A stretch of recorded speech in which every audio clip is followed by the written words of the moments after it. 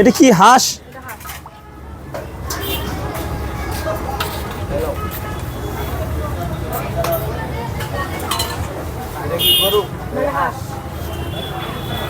এইটা কি? গরু।